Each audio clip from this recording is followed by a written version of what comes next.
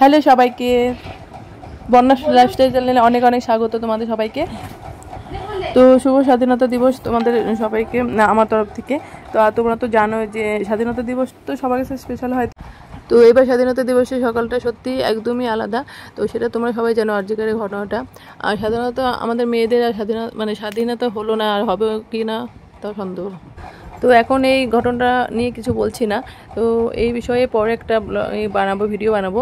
তো আমার সেখানে আমার মতামতটা তোমাদের জানাবো।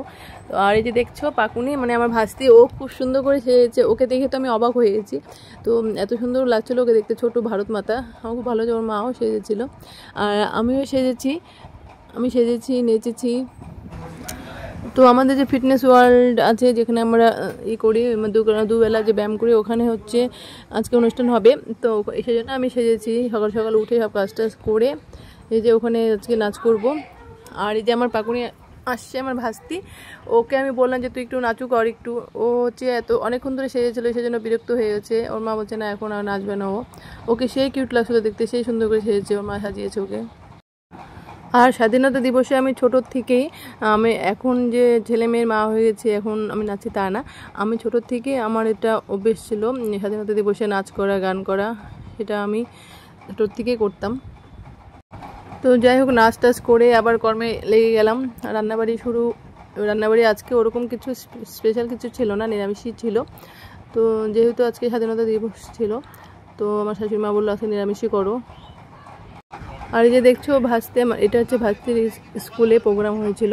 তো আমি আমার ভাইকে বলেছিলাম যে ও বলছিল পিসিমণি আমি নাচ করবো, তোমাকে পাঠিয়ে দিব। ওটা ঠিক আছে। ও খুব সুন্দর নাচ করে, ও আমার মতোই নাচ করতে ভালোবাসে, গান করতে ভালোবাসে, দেখতে সেই সুন্দর, সেই কিউট।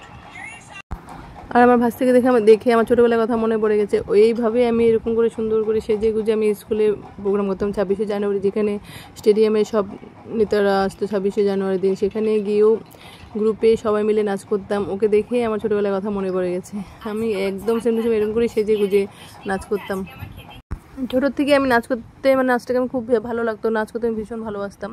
সেই জিনিসটার মধ্যে এখনও আছে। আমি মনে হয় না যে আমার ছেলে মেয়ে বড়ো হয়ে গেছে আমি নাচতে পারবো না, সেটা আমার মধ্যে এখনও থেকে গেছে।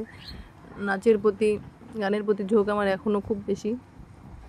তো আমার তো মনে হয় না যে ছেলে মেয়ে বড়ো হয়ে গেলে নাচ করা যাবে না, গান করা।